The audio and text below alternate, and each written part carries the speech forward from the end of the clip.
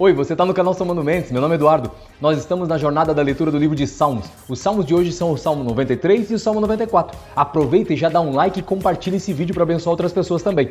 Os Salmos de hoje, eles vão nos confrontar com realidades, com verdades, como qualquer outro Salmo geralmente faz conosco, não é? Mas mais do que isso, ele vai mostrar algumas peculiaridades no sentido de ele confronta, ele faz perguntas, só que perguntas que já sabe as respostas, porque as respostas não estão nem no Senhor, estão em nós mesmos. Quer ver? Vem comigo. Capítulo 93, versículo 4 já diz assim, mas o Senhor nas alturas é mais poderoso. Claro, isso chega a ser óbvio, mas Deus é o Todo-Poderoso e de cima Ele está realmente vendo tudo, vendo todos que Ele criou. Então, quer ver? É mais ou menos assim, vamos supor que você tem um projeto para executar e você tem uma pessoa que tem todos os recursos, todas as possibilidades e ela oferece tudo isso à sua disposição. Não seria uma ignorância não aceitar essa ajuda?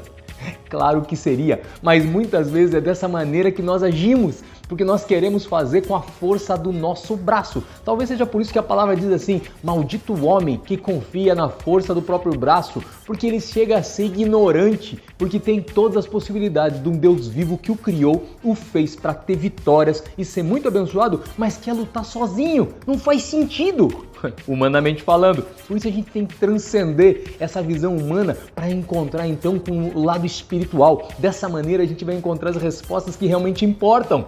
Porque olha, quando nós analisamos isso, pensa comigo, Jeremias 33, 3 diz assim, invoca-me, ou seja, me chama e eu vou te responder. E eu vou te anunciar coisas grandes e secretas que você ainda não sabe. Olha só, Deus sabe tudo e Ele quer só que a gente chame Ele para Ele nos mostrar essas coisas grandiosas e secretas que vai mudar nossa história, vai mudar nossa vida. E por que a gente não faz então essa pergunta, essa conversa? Resposta sua e minha, vamos junto, vem comigo. Capítulo 94, olha só, o versículo 8 vai dizer assim então, atendei vocês que são estúpidos dentre o povo e insensatos, quando vocês vão ser prudentes? Liga com a pergunta anterior, né? Por que a gente não faz esse relacionamento crescer com o Senhor? É justamente porque muitas vezes nós somos ignorantes e insensatos e imprudentes. Porque se nós... É tão simples a resposta, por que nós resistimos tanto a essa solução? Se quem sofre somos nós. Faz sentido isso para você? Claro que faz! Faz se você mudar. Agora, olha o versículo 9. Então... O que fez o ouvido? Acaso ele não vai ouvir? O que fez os olhos? Acaso ele não vai enxergar?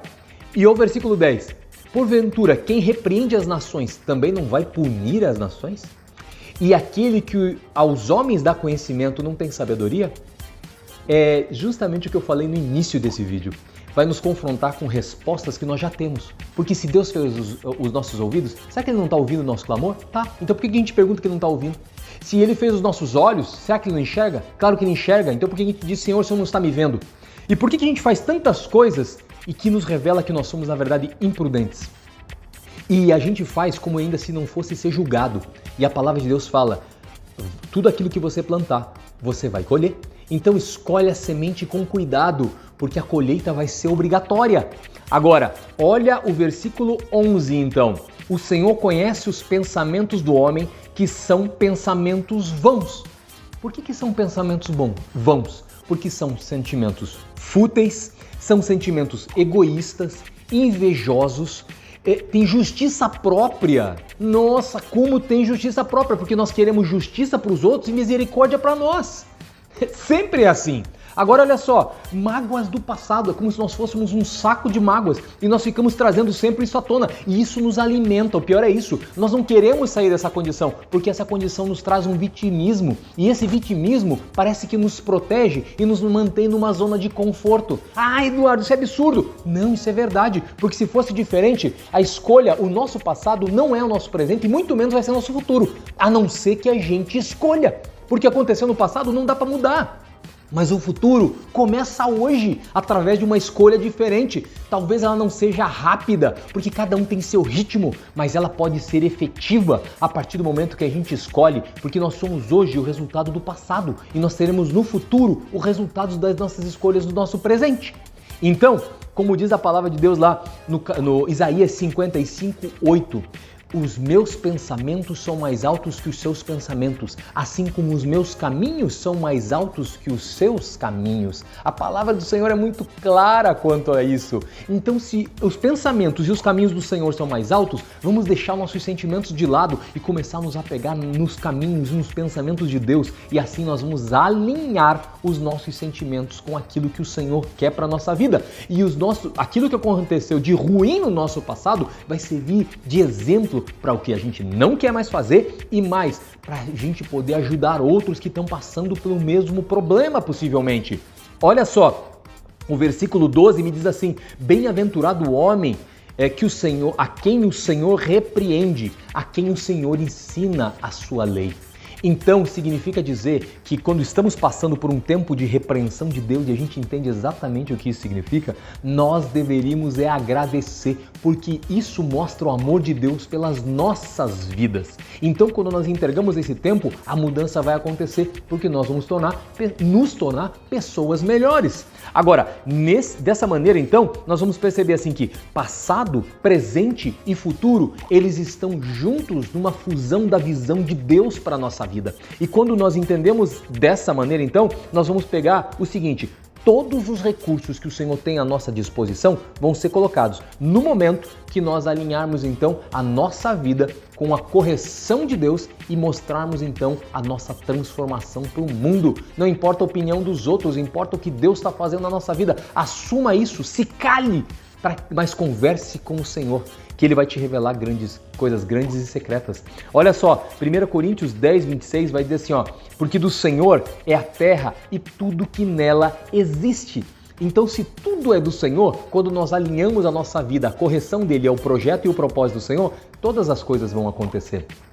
Muitas vezes nós nos perdemos, mas nós nos perdemos talvez até como o apóstolo Paulo certa vez fez.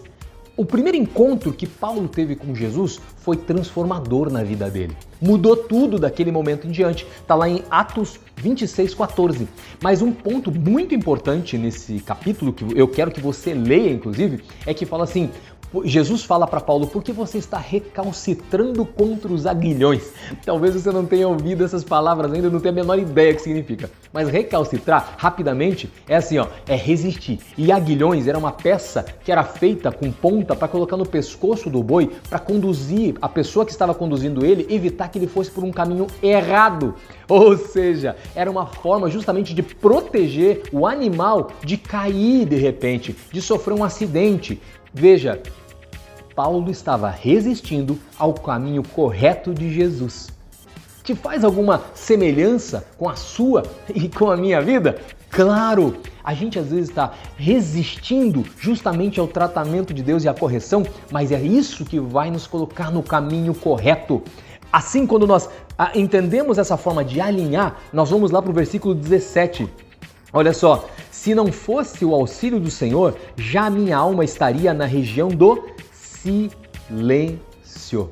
Ou seja, se nós não tivéssemos o auxílio de Deus e não tivéssemos ainda a opção desse auxílio, nós nem vivos estaríamos. Se estamos, é porque o Senhor está disposto a continuar oferecendo todos os seus recursos e as suas possibilidades para os seus filhos e para as suas filhas. E eu tenho certeza que você já é filho, já é filha do Deus vivo. Se não é, aceite Jesus nesse momento na sua vida e faça parte da família celestial. Então, Deus abençoe você, Deus abençoe sua família.